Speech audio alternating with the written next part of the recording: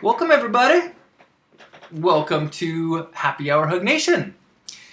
Um,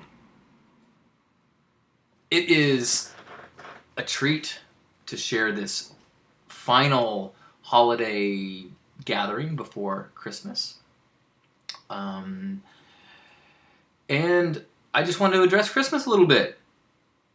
So, this can be a very amazing and a very challenging time of year.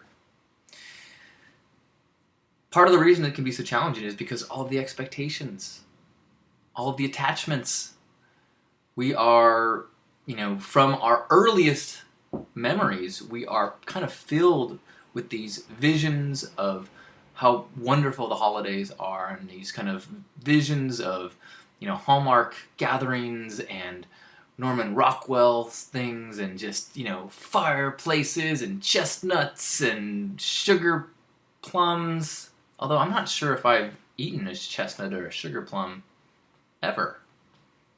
Now, frankincense and myrrh, I down that shit like it's going out of style. But the point is that we have these elaborate scripts about what Christmas is and what the holidays are. And sometimes those scripts are around because that's what we experience, and we have these incredible gatherings of family and friends. But often, we have reality. We have family drama. We have expectations that aren't met. We have challenges and frustrations. We see family that we haven't seen in a while, and we snap right back into some old mold about what we wish they were, how we wish they were different. They see us as somebody that we are no longer. And so they keep wanting us to be, the captain of the football team or following in their footsteps, but so much has changed. And so sometimes holidays are that time that we are reminded in painful ways that the scripts that we have for the people in our lives are not really working out. Now, this is a curse as well as a gift. The curse part is because it's painful. Anytime you have expectations of somebody and they don't live up to those things, it's frustrating. The gift is that anytime we can be reminded and snapped out of that expectation of others, that is an opportunity for learning. That is an opportunity to say, oh, this person is not the person that I want them to be. This is the person that they are. I cannot be the person that they want me to be. I am the person that I am. And the hard part is recognizing that, well, we might never have that Rockwell Christmas. We might never have a, Hallmark card. But if you can throw that away, then you can kind of slip back into recognizing or appreciating what is. And it may be a fraction, a shadow of what you want. But what is the point of wanting something that you'll never have? Much better to see what you have and learn how to want it, learn how to appreciate it. Jacob Glass gave me an awesome tool for trying to kind of snap yourself out of some of the family frustrations during the holidays. He said,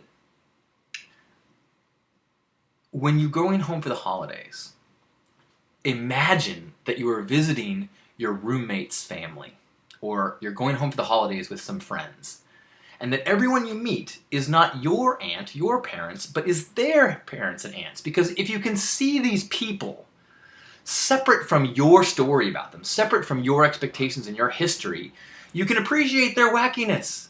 You can say, oh, wow, what a crazy racist old lady. Instead of going, oh, why can't you be more open-minded? Now, either way, that person is going to be themselves.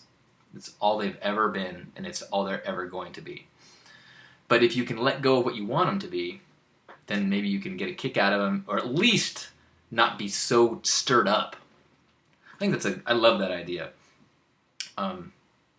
If you try it, let me know how it works. So, as we go into the holidays, there's so many scripts that we have to fall into, and there's so many things that are trying to stir us and push us into objectives that really have nothing to do with what we may want ourselves. I mean, the whole commerce aspect, the whole, the media, of which we are always under the messaging of, is inherently tied with our consumer culture. And so it is 150% in their best interest to train our culture to get into a buying frenzy right now. Maybe, I mean, they don't think of it as a frenzy. They think of it as a stirring up the economy and stimulating things into, but associating holiday cheer with gift giving.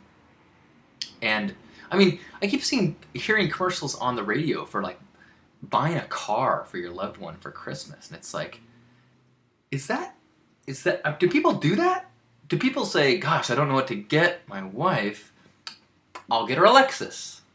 I mean, I would think that buying a car should be determined by other factors other than I'm obligated to get a gift right now. It's now the 20th, right? So it's getting a little down to the wire on shopping. I think you may have a day or two of Amazon Prime, and after that you're going to have to hit a mall or something. Maybe there's a arts and crafts festival from a local elementary school. You can go pick up some walnuts with googly eyes and gift that way. Whatever you decide to do, and I'm saying this to myself as well, snap back into the reason for the season, which is defined by you. Perhaps the reason to the season for you is the birth of Jesus. Perhaps it is the birth of the Christ consciousness.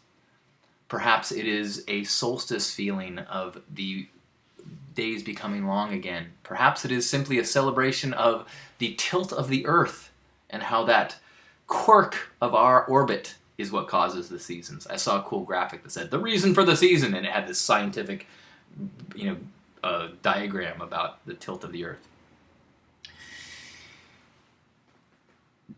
Allow yourself the joy of giving a gift, which means that you have to let go of the obligation of it. The way that I did, I kind of went to a place where, look, I'm going to just give a symbolic, something that I can wrap for everybody, so that they have something to open. But it's not going to be their best gift. It's not going to be something that makes them jump up and down. It's just going to be a symbolic thing. And I have a strong feeling that my family will be cool with that. But I kind of had to do that, otherwise I was getting anxiety. So whatever you're getting anxiety, try to snap yourself back. Try to snap yourself out of expectations of family, of yourself, of hosting, and allow yourself to define this experience for whatever it is for you, and let go of the things that don't work for you. I've talked in past weeks about all my family's crazy traditions, and I think that is a good kind of filter to put over all of the things that you put over yourself. If every year you make 90 casseroles and you get into this panic thing where you have to give cookies to all your neighbors or whatever it is, like, if it's not something that is a joyous experience for you, then don't allow obligation and tradition to push you into places that don't resonate and feel right for you. Your gift is shining your light. Your gift is being present for people that you love. Everything else is gravy or cranberry sauce or figgy pudding.